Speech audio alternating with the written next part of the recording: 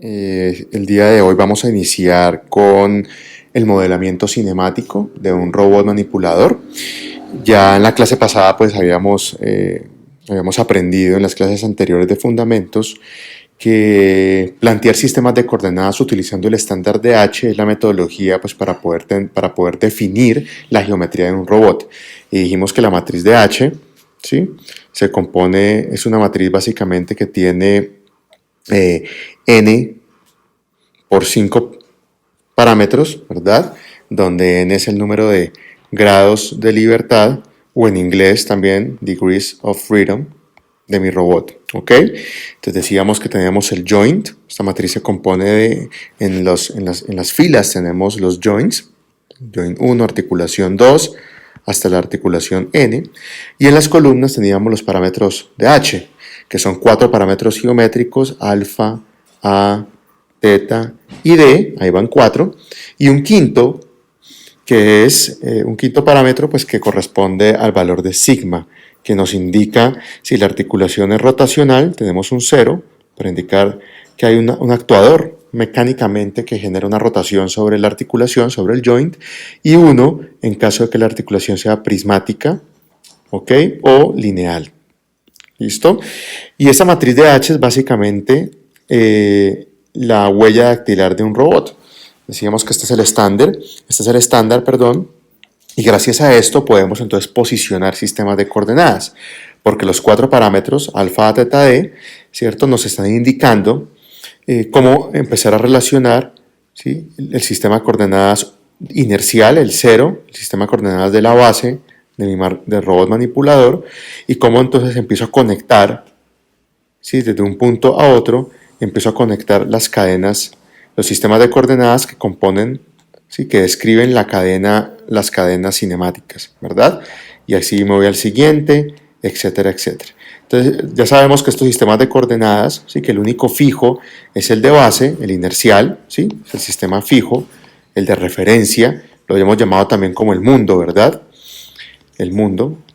Y a partir de ahí, pues tengo entonces la cadena desde i igual a 1, donde i nos indica en qué sistema de coordenadas estamos, es el contador que me indica el sistema de coordenadas, hasta, ¿verdad?, hasta el último cuerpo, o hasta el último sistema de coordenadas de mi robot, ¿ok? Es decir, hasta i igual a n, donde este último, en un robot manipulador industrial, en un brazo robótico, lo llamamos efector final. ¿Listo? Efector final, que es donde efectivamente se encuentra, digamos, la herramienta, ¿no? La herramienta, esa herramienta que le permite al robot pues, realizar tareas de manipulación. Ok, dijimos entonces que voy a adelantar aquí un poquito esta diapositiva de la izquierda, que entre sistema y sistema de coordenadas, entonces cuando estamos refiriéndonos a la base, pues nos estamos refiriendo a esta estructura, ¿no? Si vemos aquí ya un robotcito con sus cuerpos, con sus sólidos atados a los sistemas de coordenadas, pues esta es la base, ¿no? La base es fija, la base realmente pues no se mueve, está anclada en un punto, así funciona cualquier robot manipulador. Obviamente hay otras morfologías robóticas cuyas cadenas cinemáticas pues son diferentes, ¿verdad? Y un robot humanoide, por ejemplo, no tiene una base fija. Un robot humanoide se está moviendo completamente en el plano, ¿no? O un robot aéreo, un dron. Un dron también pues tiene una base donde se conectan, sí, tiene un centro de gravedad, un centro de masa, una base, pero se mueve en el espacio, está volando. Entonces digamos que en robots manipuladores tenemos siempre base fija y esa es una característica pues mecánica asociada a la morfología de robot. Entonces aquí aprovecho para mencionar 3 cosas. Hay 3 tipos, digamos, si analizamos las taxonomías de los diferentes tipos de robots a partir del tipo de base que tienen, podemos encontrar, digamos, 3 categorías en robótica, ¿ok? Tenemos los sistemas de base fija, ¿listo?, que normalmente se conocen en la literatura en inglés como fixed base, ¿vale? Esos son los primeros. Aquí entran entonces los robots manipuladores, como el que estamos viendo aquí en la diapositiva. Tenemos una segunda clase de bases que son las bases móviles, pero las bases móviles tienen a su vez 2 categorías. ¿Okay? Yo tengo las bases que son, y voy a poner el nombre en inglés, sistemas tipo flying base, esta traducción pues no quedaría muy bien en el español, como base volante que vuela, pero así se conoce. Y la otra son de tipo floating, de flotante, floating base. ¿Okay? Estos dos que están acá corresponden a bases, ¿sí? A sistemas mecánicos de base móvil, a diferencia pues, de la primera categoría que pues, ya la base fija pues entendemos que es fija y que está anclada en un punto, no se mueve en el espacio. ¿Okay? Pero en móviles, vuelvo y repito, tenemos robots que tienen base móvil. Entonces, por ejemplo, un robot aéreo, entonces pintemos un dron, ¿sí? Un robot, voy a intentar pintar aquí, estas son, digamos, todos hemos visto fotos pues, de cuadricópteros, ¿sí? Sistemas que tienen 4 rotores, más o menos lucen así, esas son las aspas. Entonces, supongamos que este es el dron, ¿verdad? Aquí tenemos el sistema de base y pues tenemos unos rotores acá que generan unos empujes y una sustentación que le permite pues, al dron volar, ¿no? Este dron pues se mueve claramente en XYZ, se desplaza en XYZ, pero también tiene ángulos de rotación, ¿no? Esos ángulos son los ángulos típicos, ángulos de Euler, roll, pitch y yaw, ¿verdad? Entonces tenemos, digamos, casi que un movimiento en 6D. ¿Qué significa 6D? Que tenemos 3 variables de desplazamiento, X, Y, Z, más otras 3 variables de rotación, roll, pitch y yaw. ¿Listo? Pero es un sistema tipo base flotante, porque miren que la base, ¿qué significa que sea flotante? Que la base se mueve a función o a merced de cómo los otros sistemas que sí están actuados se mueven. ¿Ok? Entonces miren que la base, ¿a qué me refiero? Esta base, ¿sí? de este dron, de este robot aéreo, ¿sí? Para moverse en XYZ, no tiene, digamos, un actuador, un propulsor, una turbina, como si lo tiene un avión, por ejemplo, en las alas, los aviones comerciales en los que nos montamos para generar propulsión horizontal, pues todos hemos visto las turbinas, ¿verdad?, que generan un empuje horizontal y permiten que el avión, pues, se desplace. Miren que un robot aéreo, los convencionales que vemos por ahí, ¿verdad?, tipo dron, el cuerpo no tiene, digamos, una turbina que genere esa propulsión, ¿sí? Esta base o este cuerpo no tiene ningún motor a bordo. No hay ningún tipo de actuador que le genere una actuación directa para mover de manera directa la base. ¿Cómo se mueve esta base en el espacio? Se mueve en función ¿sí? de cómo estas aspas con estos motorcitos pues están girando, ¿sí? A qué velocidad giran y obviamente eso produce unos efectos de rotación en la base. Entonces miren que la base se mueve a merced de otros tipos de actuación, ¿sí? No tiene un actuador directo que le permita la movilidad. Esos son los sistemas de base flotante. A diferencia, los sistemas de base flying, ¿sí? Implican que la base, ¿sí? Que ese sistema base sí tiene un actuador que le permita su movimiento, ¿ok? De manera directa. Entonces, por ejemplo, una aplicación, ¿sí? ¿Qué tipos de robots podrían ser flying base? Entonces imagínense que ustedes tienen un robot móvil en el suelo, un carrito móvil que se mueve simplemente en el plano XY, ¿verdad? A una velocidad específica. Y este es un robot, un robot móvil, ¿listo? De llanticas, ¿ok? Listo. Y ese robot, pues ya entendemos, se mueve en el plano. Supongan ahora que ustedes a ese robot le montan este manipulador de la izquierda, el que tenemos aquí en la diapositiva. Entonces le montan aquí el robot, la estructura de manipulador. ¿Listo? Entonces para permitir que ese manipulador, y estas arquitecturas lo existen, ¿no? Nosotros incluso en el CETAI, en el Centro de Tecnología y Automatización Industrial de la Javeriana, tenemos un robot, ¿sí? Un robot de la empresa KUKA, una empresa alemana, ¿ok? Que es el que nos permite tener esto. Básicamente es un robot, un brazo manipulador a bordo de un robot móvil. Entonces el robot móvil se puede desplazar en el plano XY, mientras que la estructura del brazo pues permite poder manipular objetos. Entonces esto lo que permite es transformar básicamente esta arquitectura que es de base fija, la transforma en una arquitectura de base flying. ¿Por qué? Porque esta base ahora, a pesar de que no se mueve con el manipulador, no la puede mover por sí solo, porque este manipulador lo que tiene, ¿sí? Son motores en las articulaciones, lo que estoy pintando aquí, que es lo que le permite mover las articulaciones de ese brazo, pero miren que esta base ya deja de ser fija, porque está anclada a un robot móvil que sí se desplaza en el plano XY. Entonces básicamente la velocidad ¿verdad?, de este robot, yo se la paso a la base fija y la propago desde i igual a 1 hasta n, pues para contemplar esos efectos inerciales asociados a la velocidad. ¿Ok? ¿Por qué es importante la velocidad? Porque recuerden que la ecuación de Newton completa, nosotros decimos que fuerza igual a masa por aceleración, ¿verdad? Pero esto es para el movimiento de una partícula. ¿Sí? Esto realmente no me permite modelar realmente la física de un robot con una morfología y una geometría específica, ¿verdad? La ecuación de Newton real, la que es altamente no lineal, la que utilizamos para modelar realmente estos sistemas físicos, viene de la ecuación de momentum, ¿sí? Donde el momentum es igual, ¿sí?, a una matriz de inercia, ¿sí?, o más bien, pongámosle aquí a la masa, ¿listo?, por la velocidad. ¿Sí? La masa por la velocidad me da el momentum en física, ¿verdad? Y la derivada del momentum, si yo hago la derivada del momentum con el tiempo, o sea, el m punto, eso me da las fuerzas, ¿listo? ¿Y qué es derivar entonces esa expresión? Pues tengo la masa por aceleración, entonces la derivada de un producto, más la derivada de la masa por la velocidad, ¿verdad? Estoy derivando esta expresión. Entonces el primero por el segundo más la derivada del primero, el primero por la derivada del segundo más la derivada del primero por el segundo, ¿verdad? Eso me da, de aquí viene la expresión completa de Newton, ¿verdad? Entonces miren que fuerza no es solamente masa por aceleración, este primer término.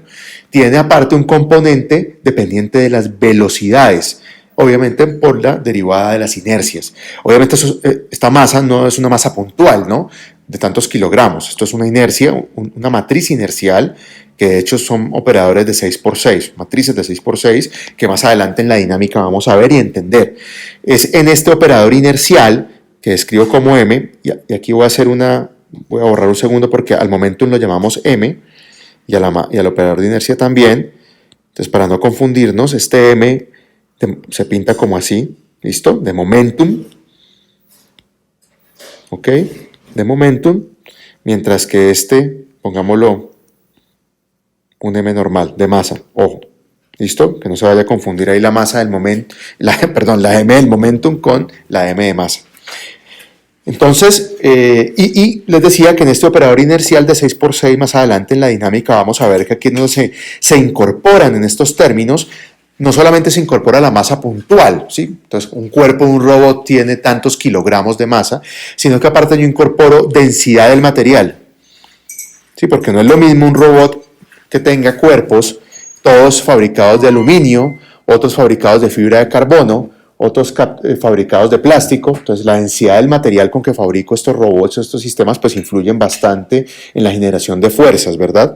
Entonces, tengo la densidad del material y tengo una geometría asociada, ¿sí? Una geometría asociada a la forma de ese volumen de robot. Entonces, todos esos parámetros inerciales, inherentes a la inercia, van contenidos en ese operador. Pero bueno, esto es básicamente un paréntesis, ¿listo? Nos devolvemos acá.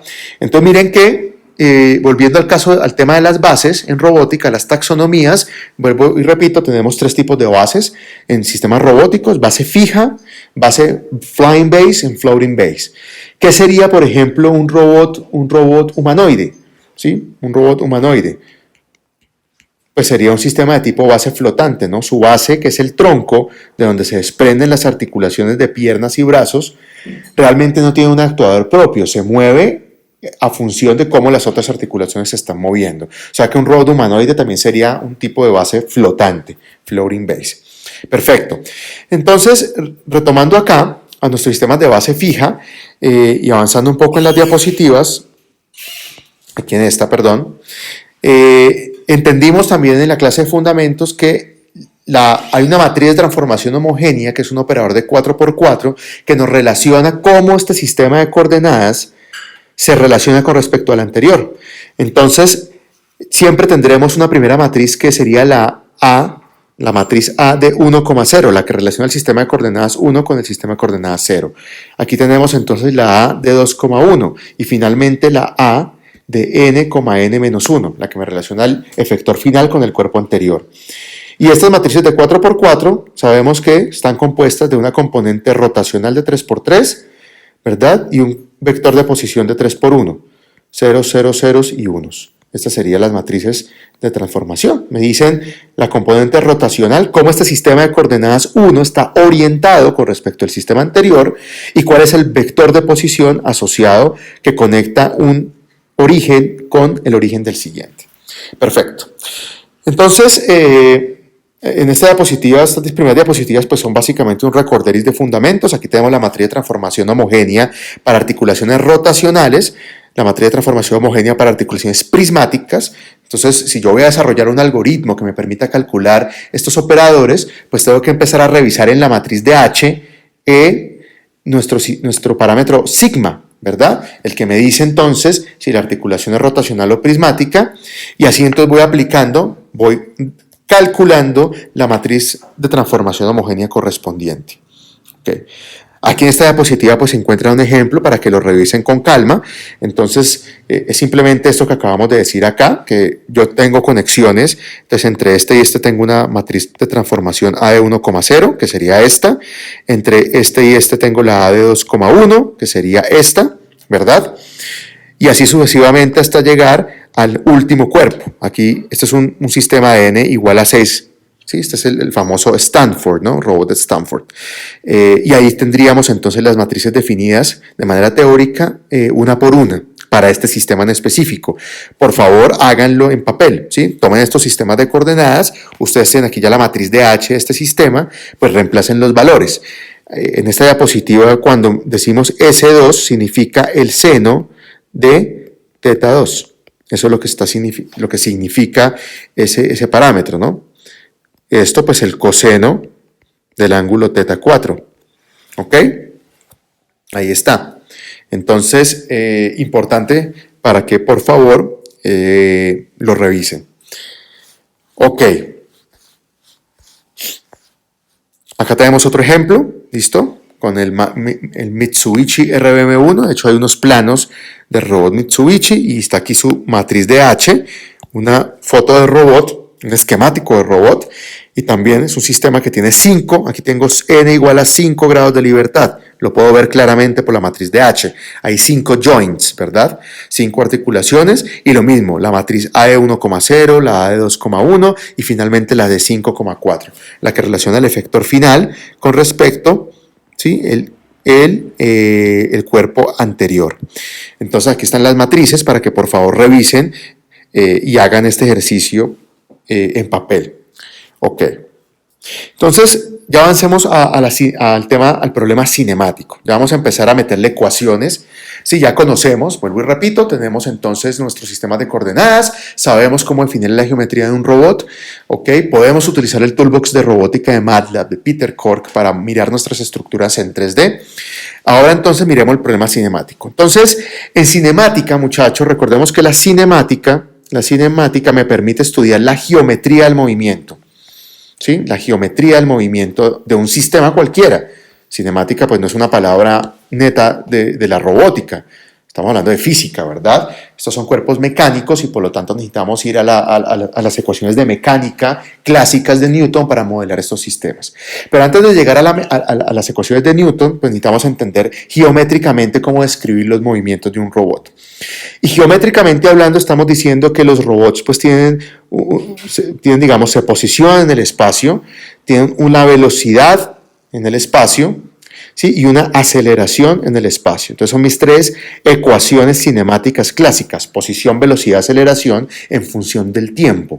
¿Ok? Eso por un lado. Pero también tengo otro tipo de coordenadas, ¿sí? Digamos, estamos hablando de coordenadas espaciales, ¿verdad? ¿Cómo se mueve mi robot en el espacio? Entonces tengo coordenadas espaciales. Pero nuestros robots también, en paralelo, ¿verdad? Sabemos que tenemos acá articulaciones, donde hay motores que mueven en el espacio articular. Entonces también tenemos coordenadas articulares. ¿Listo? Coordenadas articulares. Y las articulaciones, vamos a utilizar, decíamos que la letra Q es la que me permite describir, es el estándar en robótica para definir la variable articular. Q me define variable articular. ¿Sí? Variable articular. Y decíamos que tenemos que una articulación puede ser de dos tipos, ¿no? Puede ser rotacional o prismática. Eso lo entendemos desde DH, ¿verdad? Mecánicamente hablando. Podemos ser un motor lineal o un motor rotacional. Entonces, en Q, si este es un grado de libertad 1, este es Q1 y este siguiente es Q2, ¿verdad? Por darles un nombre. Y si Q1 es rotacional y supongamos que Q2 sea prismático, pues para la variable rotacional voy a tener unidades de radianes, mientras que para la otra voy a tener unidades de metros. Es la única forma de distinguir y asociar, ¿sí? A través de las unidades, asociar la variable articular. Entonces vamos a tener en el mundo articular, en las coordenadas articulares, tenemos también entonces las posiciones Q en función del tiempo, las velocidades Q punto en función del tiempo y las aceleraciones Q punto punto en función del tiempo, ¿verdad? Ahí está. Y esto es lo que nos permite entonces definir la cinemática de un robot manipulador. ¿Listo? Entonces recordemos, tenemos dos mundos. Coordenadas espaciales, cartesianas, también valga, ¿sí? Coordenadas cartesianas, también sería un sinónimo, ¿sí? Y coordenadas articulares. ¿Ok? Perfecto. Entonces, el primer problema, en la cinemática hay dos problemas, y lo tenemos aquí en la diapositiva de la izquierda. Tenemos la cinemática, un problema que se llama la cinemática directa. ¿Ok? Cinemática directa. Y les doy la palabra en inglés porque muchos de nuestros libros están en inglés. Se conoce como forward kinematics. ¿Listo? Forward kinematics. Listo. Y pongamos aquí esto en un cuadrito. ¿Qué me dice la cinemática directa? La cinemática directa me dice, mire, yo quiero, a partir de conocer todas las posiciones articulares de mi robot, o sea, esto es centrada, los conozco. O sea, conozco Q1 hasta Qn, ¿sí? Es un vector. ¿Qué significa conocer Q1 y Qn? Voy a pintar aquí mi robotcito. Significa que yo conozco la pose de un robot. Si este es un robot que se encuentra en esta posición, entonces yo puedo decir, mire, es que Q1 se encuentra en 0 grados. Es que Q2 para esta posición equivale a 90 grados. Vamos a ponerlo aquí no en radianes, sino, o pi medios, para seguir manejando radianes. Sí, se encuentra entonces en pi medios radianes, 0 radianes. Y el último cuerpo, Qn, se encuentra voy a inventarme algo, 0.5 radianes. Entonces, conocer la pose, darle valor a los ángulos de estas articulaciones, me permite conocer cuál es la pose. ¿Listo? Entonces, la cinemática directa, vuelvo y lo repito, como entrada necesita conocer la pose, la posición articular del robot. ¿Sí? Las posiciones articulares del robot, desde Q1 hasta Qn, desde el primer cuerpo hasta el efector final. ¿Y qué me regresa? ¿Qué me retorna? ¿Cuál es la salida del algoritmo de cinemática directa? La salida equivale, ¿listo?, a la matriz de transformación que me encuentra, voy a pintar aquí con color rojo, me encuentra la relación que hay entre el efector final, la transformación n con respecto a la 0. Y eso ya lo habíamos visto como un abrebocas en la clase anterior, ¿verdad? Y decíamos que esto es básicamente la multiplicación sucesiva de las matrices A1,0 por la A de 2,1 y así sucesivamente hasta la de n,n-1. Entonces, multiplicar sucesivamente estas matrices de transformación homogénea me da entonces la transformación final, una matriz de 4×4 que tiene en sus componentes pues la parte rotacional que relaciona el efector final con la base, con el mundo, ¿verdad? Aparte tengo el vector de posición que me indica este vector, ¿verdad? El que me está conectando, ¿listo? El sistema de base al sistema del efector final y pues obviamente 0, 0 y 1 para completar la matriz de 4×4. ¿Listo? Eso es la cinemática directa. Entonces, básicamente, en palabras coloquiales, ¿qué es la cinemática directa? Aquí está una definición en la diapositiva. Resumámosla. Pues la cinemática directa me permite encontrar la posición, velocidad y aceleración del efector final de un robot manipulador a partir de las posiciones articulares. Vuelvo y repito. La cinemática directa me permite encontrar las posiciones, las velocidades y las aceleraciones cartesianas en el mundo cartesiano, ¿sí?, del efector final,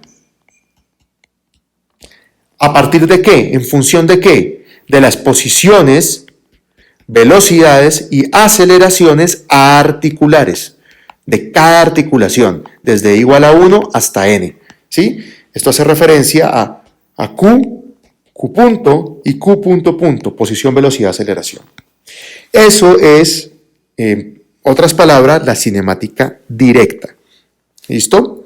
Entonces decíamos, la cinemática directa, pues aquí tenemos entonces una ecuación que me define la cinemática directa. ¿Listo? La cinemática directa, el forward kinematics, así es como lo vamos a conocer, forward kinematics, FK en inglés, yo la puedo solucionar de esta manera. Yo puedo decir que mi transformación T de n,0 va a ser igual a la multiplicación sucesiva desde igual a 1, del primer cuerpo hasta el efector final, de todas las matrices de transformación que me relaciona el sistema de coordenadas Y con respecto al sistema de coordenadas Y menos 1.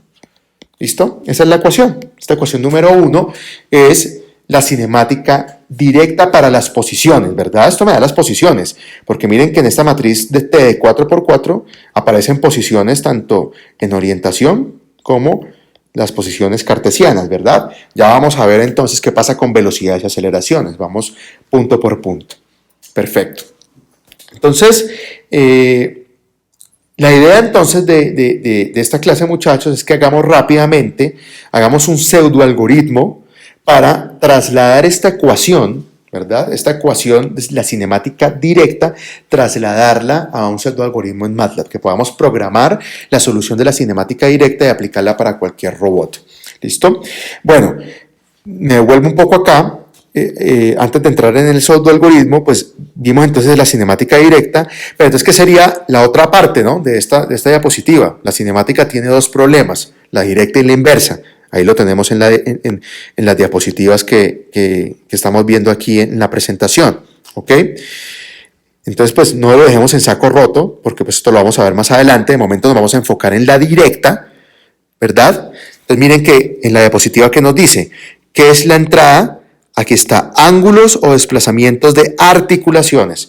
Entonces mi entrada es un valor articular y mi salida es ¿qué? Posición y orientación del efector final, lo mismo que acabamos de decir. Entonces miren la inversa, ¿qué es? Pues la inversa bien lo dice, es la inversa, ¿sí? Es el problema contrario.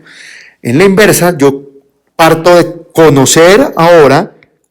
tengo como entrada la matriz T de n,0, la que me define la posición y orientación del efector final, y a partir de esa matriz yo hago una reconstrucción de cuál es la pose articular, cuáles son los Qs necesarios que satisfacen, ¿sí?, esa posición y orientación del efector final en el espacio, ¿vale? Es el problema inverso, ¿sí? La cinemática inversa se conoce como inverse, en inglés, inverse kinematics, ¿ok? Y vuelvo y lo repito. Entonces mi entrada ahorita va a ser la T de n,0, o sea, conozco la posición y orientación del efector final, y mi salida es reconstruir la trayectoria o los parámetros articulares necesarios que satisfacen este posicionamiento del efector final, ¿ok? La cinemática inversa es, de hecho, la más difícil, porque presenta algo que se llama singularidades cinemáticas. ¿Qué significa eso? Hagamos un paralelo. Aquí tengo la directa, la cinemática directa, y aquí tengo la cinemática inversa. Miren que la cinemática directa, si yo le defino un robot, mire, primer cuerpo, primer grado de libertad está en 45 grados. Segundo grado de libertad, Q2 está en 0 grados. Tercer grado de libertad está en 90 grados, Q3. ¿Sí? Si yo defino a cada articulación un valor articular, una pose específica, eso me genera un único punto en el espacio. Este es el efector final. ¿Sí? ¿Cuál es este punto en el espacio X, Y, Z? ¿Sí? ¿Producto de qué? Pues de haber yo definido uno a uno. Es bastante lógico, ¿no? Le dije, a este primer ángulo está en 45, este segundo está en 0 y este tercer cuerpo está en 90. Eso me indica que sí o sí, para esa pose articular hay un único punto en el espacio X, Y, Z posible, producto de este punto articular. Entonces no hay lío. Pero miren la inversa. Yo parto de saber entonces, de conocer ahora es cuál es este punto X, Y, Z. Eso es lo que me está diciendo esto. Yo parto de conocer este punto X, Y, Z del efector final. Solamente tengo esta información. Y ahora debo reconstruir las posiciones articulares. Pero miren que yo para este punto es para que el efector final se encuentre en este punto, con esa orientación y posicionamiento, yo puedo haber dicho, mire, mi robot se encontraba así. ¿Sí? Pero también puedo haber dicho, no, qué pena, mi robot se encontraba así. ¿Sí? A lo que voy es que estas coordenadas articulares, ¿sí? Yo puedo tener infinitas configuraciones de coordenadas articulares, de posiciones articulares, que satisfacen este punto X, Y, Z en el espacio, ¿verdad? Mi robot puede estar en diferentes poses. Y hagan ustedes el ejemplo, ¿ok? A ver si pueden hacerlo con la mano. Entonces pongan su muñeca en un punto. Cierren los dedos y pongan esos en un punto X, Y, Z en el espacio. Y ahora intenten dejar quieto y ustedes pueden mover su brazo, ¿verdad? Y el punto X, Y, Z no ha cambiado. Entonces, a eso se llama singularidades cinemáticas, ¿verdad? Que existen diversas, infinitas soluciones para satisfacer este punto. Entonces, más adelante, pues vamos a ver, obviamente, cómo trabajamos eso, ¿vale? Pero que sepan, pues en esta diapositiva hace referencia a eso. Ya entendemos, pues más o menos, teóricamente, qué significa la cinemática inversa. Quedemos con la directa, forward kinematics, con esta ecuación. ¿Ok? Aquí tenemos nuestra ecuación. ¿Listo?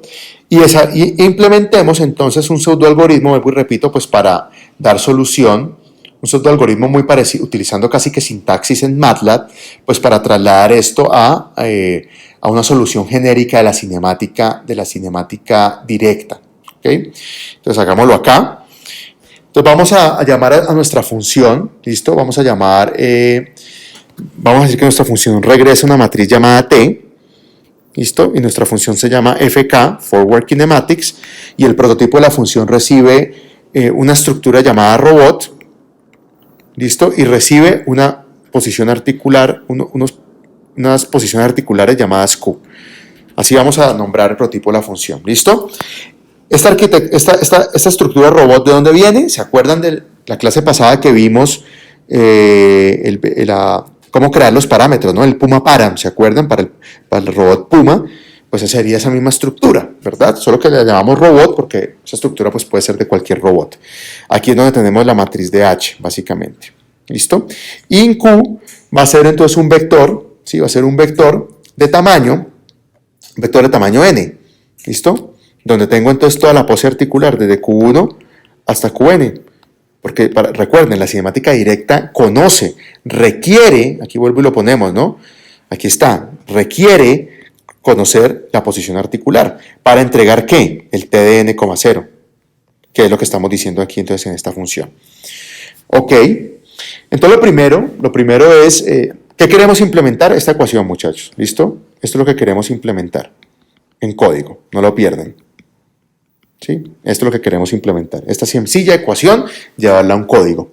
Listo. Entonces lo primero es definir, bueno, yo voy a encontrar una matriz T que va a ser producto de la multiplicación, aquí lo tenemos, ¿no? Te va a salir de la multiplicación sucesiva de las matrices de transformación homogénea. Entonces pues yo voy a decir que T la voy a inicializar. T va a ser entonces una matriz identidad de tamaño 4, ¿verdad? En MATLAB I me define una identidad. O sea, 1, 1, 1, 1, ¿sí? Y en este caso de tamaño 4. Listo, todos captan ahí la idea. Entonces definamos, es como inicializar la variable de salida, ¿ok? Y vamos entonces a hacer esta multiplicación. Esta multiplicación sucesiva de las matrices de transformación homogénea me implica un ciclo, ¿sí? Para ir multiplicando esta por esta, por esta, por esta. Entonces hagamos un ciclo, y ese ciclo va a ser un for, va a utilizar el contador i, que arranca en la articulación 1 y va a recorrer toda la cadena hasta n, donde n es el último cuerpo, ¿verdad? Para todo i de 1 hasta n. Pero en n, ¿cómo sé cuántas articulaciones tiene mi robot? Bueno, pues yo puedo entonces definir el tamaño en q. Miren que si yo hago, ¿sí? Si yo defino, yo le puedo decir que n es igual a size de Q. ¿Por qué? Porque Q es un vector de tamaño n, ¿verdad? Si mi robot tiene 10 articulaciones, pues este vector yo debo ingresarle los 10 valores a cada uno. O sea, desde Q1 hasta Q10, ¿verdad? Perfecto. Entonces yo puedo encontrar el valor de Q. Listo, perfecto. Entonces ahí lo tenemos. Entonces ahí podemos tener el valor de n. ¿Listo? Entonces a partir de eso, ¿listo? A partir de eso podemos entonces empezar a definir, podemos decir, bueno, ¿qué necesitamos para calcular las matrices A internamente dentro de este ciclo for? Entonces vámonos a las matrices de transformación homogénea, las tenemos por aquí. Aquí las tenemos, si es una articulación rotacional o prismática, y necesitamos los parámetros de H, necesitamos A, teta, D y alfa. Independientemente si la articulación es rotacional o prismática, ¿cuáles son los que sí o sí siempre serán fijos? Los que nunca van a cambiar. Pues son A y alfa, ¿verdad? A y alfa nunca van a cambiar, ¿verdad? Siempre serán los fijos para las estructuras de los robots. Porque si la articulación es rotacional, dijimos que el teta era la variable, y si es prismática, el D es la variable. Entonces, pues ahí vamos a diferenciarlo si es rotacional o si es prismático. Pero independientemente uno del otro, A y alfa van a ser entonces constantes. Entonces, miren que A, básicamente yo puedo decir que A, lo voy a sacar de viene contenido en la estructura robot. Entonces, ¿cómo lo vamos a leer? Pues vamos a decir que robot.a me daría el valor de A. ¿Sí? El escalar, me lo saca de esa estructura de datos, ¿sí? Y vamos entonces a la variable alfa, va a ser igual a robot, la estructura robot, punto alfa. Así es como, esto es utilizando la sintaxis y las funciones del toolbox de robótica, ¿ok? Listo. Ahora identifiquemos si la articulación es rotacional o prismática de esta estructura de robot, pero estamos haciendo una función general que me sirva para todo. Pues leamos entonces la variable sigma. Entonces vamos a decir que el sigma va a ser igual a robot.offset.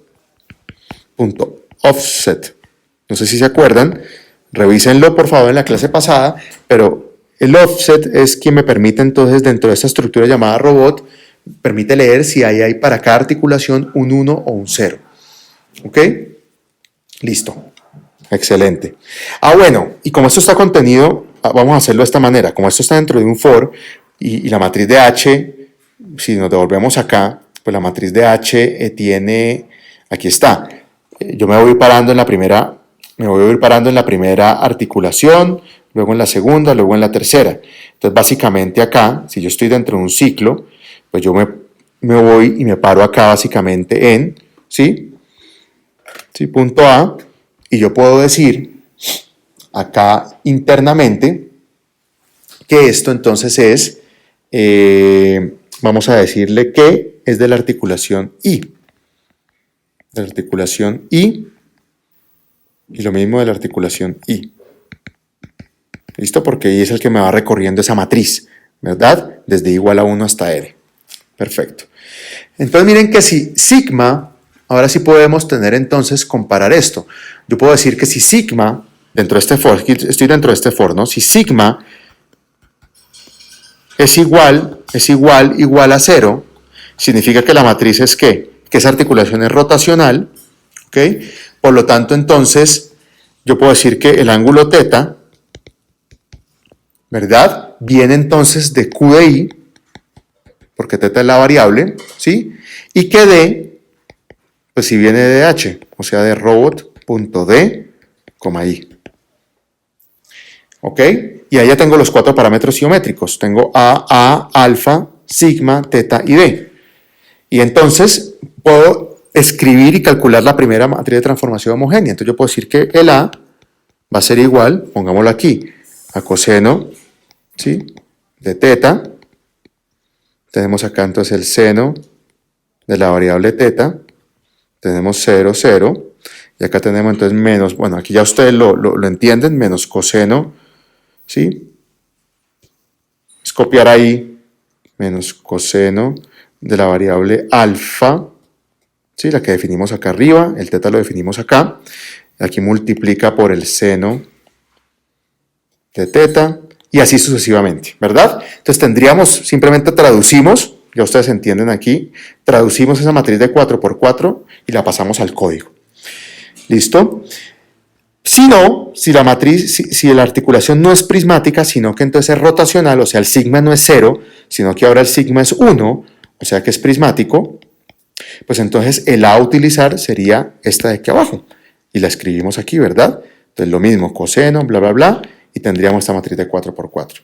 Y aquí cerraríamos entonces este ciclo, este if. ¿Sí? Este es un if-else. Si sigma igual a 0, tenemos una articulación rotacional, utilizamos la matriz de transformación homogénea rotacional. Si no, utilizamos la matriz de transformación homogénea de una articulación prismática. Ok. Y ahora, ya que tengo definido esto, dentro de mi ciclo for, ¿qué debo hacer? Ir multiplicando sucesivamente las matrices. O sea, yo puedo decir que T es igual a T por A. ¿Sí lo ven? Y aquí cierro entonces el for. Cierro este for. Aquí cierro el for. En mi ciclo, ¿verdad? Y aquí ya cierro entonces mi función. Cierro la función. Esto en MATLAB se llama function P igual a esto. Ok. Entonces miren que aquí tenemos, muchachos, un pseudo algoritmo muy sencillo que me sirve para solucionar la cinemática directa de cualquier robot. ¿Por qué? Porque en la estructura robot yo meto vuelvo y lo repito, valga la redundancia, meto el robot que yo quiera, con la morfología que yo quiera, del tamaño que yo quiera, a partir de la matriz de H. Entonces, si mi robot tiene 1000 grados de libertad, esto es una exageración, pues este algoritmo itera desde 1 hasta 1000, recorre toda la cadena articular desde 1 hasta n, mira articulación por articulación, si la articulación es mecánicamente rotacional y aplica la matriz de transformación homogénea de 4×4, si hay una articulación prismática con un motor lineal, aplica la matriz de transformación lineal, prismática. Esta expresión que está aquí me permite hacer esta ecuación. ¿Sí? Aquí estoy haciendo esto, básicamente, de igual a 1 hasta n, estoy multiplicando todas las matrices, ¿verdad? Porque miren que T la inicializamos como una matriz identidad de tamaño 4, y después la voy hallando, a medida que este ciclo itera, que este for va iterando, A se va reemplazando, porque voy cogiendo los nuevos parámetros, teta, alfa, etcétera, ¿listo? Y la voy entonces multiplicando sucesivamente. Entonces, para que, muchachos, por favor, trasladen esto a MATLAB, lo vamos a revisar en clase. Cualquier duda, pues, la resolvemos en la siguiente clase. Y por ahí dejamos por hoy la primera parte de la cinemática directa. Que esté muy bien.